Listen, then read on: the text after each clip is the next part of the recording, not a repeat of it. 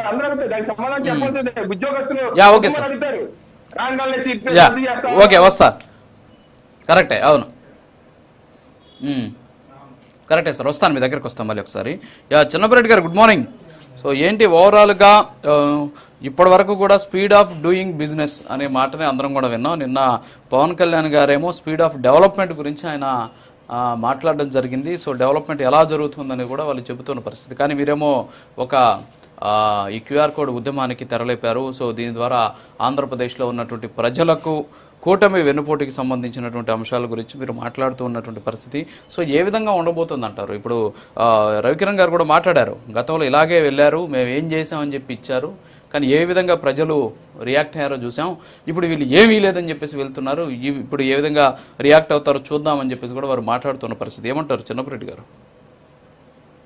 Good morning sir. Prime nine వీక్షకులకు అలాగే panel సభ్యులందరూ కూడా నమస్కారం సార్. మొదటిగా YSR Congress party QR code ఉద్యమానికి సంబంధించినటువంటి ఒక లైన్ మాట్లాడిన తర్వాత మిగతా విషయాల్లోకి వెళ్తాను.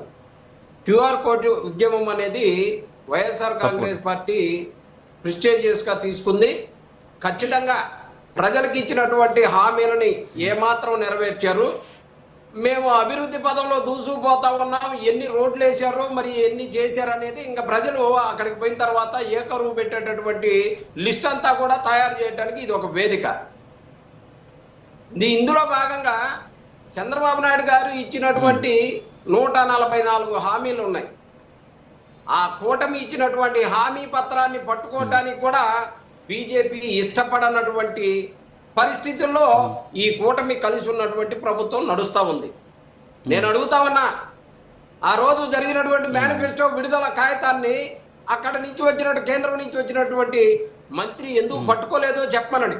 ఈ రోజు ఏదో టీవీ ముందు కూర్చొని వారికి ఉన్నటువంటి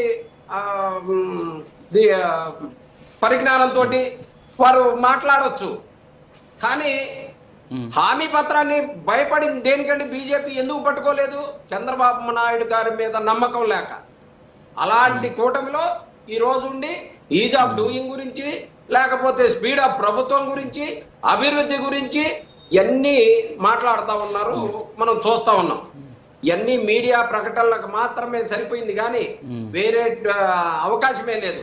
వైఎస్ఆర్ కాంగ్రెస్ పార్టీ 2022లో ఇచ్చినటువంటి మేము భారతదేశంలో ఎక్కడా లేని విధంగా జగన్మోహన్ రెడ్డి గారి ప్రభుత్వం మనం ప్రజలకు ఇప్పటి వరకు ఏం చేశామో ఒకసారి ప్రజల దగ్గరికి వెళ్ళి వాస్తవాలని ప్రజల దృష్టికి తీసుకెళ్లి వారికి ఇంకేం కావాలో మరింత సర్వీస్ చేయటం కోసం కావాల్సినటువంటి ఏర్పాట్లు చేయండి అని చెప్పేసి ఆ రోజు ప్రభుత్వంలో ఉండి కూడా గడప గడపకి ప్రభుత్వం కార్యక్రమాన్ని చేసి ప్రతి ఇంటికి మేము వెళ్ళాం.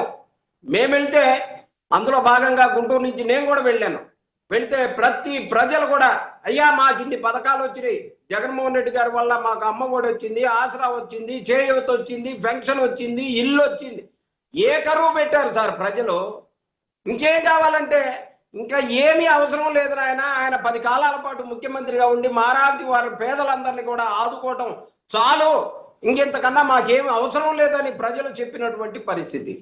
చెప్తా ఉన్నారు. మరి ఇంత బాగా చేసినటువంటి జగన్మోహన్ రెడ్డికి ఎందుకు 11 సీట్లు ఇచ్చారని చెప్పేసి బీజేపీ వారు అడుగుతున్నారు. మిషన్ల మహిమ నాయన, మిషన్లు చెప్పినటువంటి పని ఈ ప్రభుత్వాల ద్వారా జరిగినటువంటి పరిస్థితిని మనం చూసాం. అంతేగాని ప్రజల మద్దతుతో జరిగింది కాదు. జగన్మోహన్ రెడ్డి గారు ప్రజా మద్దతు ఎలా ఉందో మొన్న సత్తెనపల్లి పోతే చూశారు, లేకపోతే అంత ముందు ఒంగోలు పోతే చూశారు. ఎక్కడికి పోయినా జగన్మోహన్ రెడ్డి జగన్మోహన్ రెడ్డి జగన్మోహన్ రెడ్డిని. ఎందుకు జగన్మోహన్ రెడ్డి గారిని కలవరిస్తా ఉన్నారు ప్రజలంటే? ప్రజల మనిషి, పేదల మనిషి జగన్మోహన్ రెడ్డి గారు అభివృద్ధికైనా లేకపోతే సంక్షేమానికైనా రెండు కళ్ళుగా చూసుకుంటూ పోయినటువంటి వ్యక్తి. ఇలాంటి నాయకుడు మాకు ముఖ్యమంత్రిగా కావాలని. ఇదిగో నిన్న చంద్రబాబు నాయుడు గారు గుంటూరు వస్తే 200 మంది ఉన్నది. ఇది మిషన్ ఈవీఎం మిషన్ ముఖ్యమంత్రులు, ఈవీఎం మిషన్ ఉప ముఖ్యమంత్రులు. ఆ ఉప ముఖ్యమంత్రులు చెప్పటం గంటల తరబడి చెబుతుంటే ముగ్ధులై విన్నారంట. ఏం చెప్పారు సార్? ఏం చెప్పారు పవన్ కళ్యాణ్ గారు? ఏమన్నా సబ్జెక్ట్ ఉందా అందులో? స్పీడ్ ఆఫ్ డూయింగ్ లాగా స్పీడ్ ఆఫ్ బిజినెస్ అంట. స్పీడ్ ఆఫ్ బిజినెస్ అని మనం గతంలో విన్నాం. స్పీడ్ ఆఫ్ అభివృద్ధి ఏంది సార్ చేసింది అభివృద్ధి? ప్రతి చెరువుని ప్రతి ఇసుక లారీ తోటి మొత్తం తోముకోవటం, అమ్ముకోవటం అభివృద్ధి. తెలుగుదేశంలో మర్డర్లు, రేపులు అభివృద్ధి. వీరు చేసిన అత్తా కోళ్ళని రేప్ చేయటం అభివృద్ధి.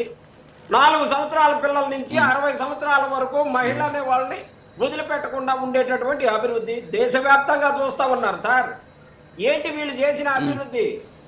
రాబోయే రోజుల్లో అమరావతి రైతులకి కావాల్సినంత వెన్నుపోటు కావాల్సినంత ఏర్పాటు చేశారు.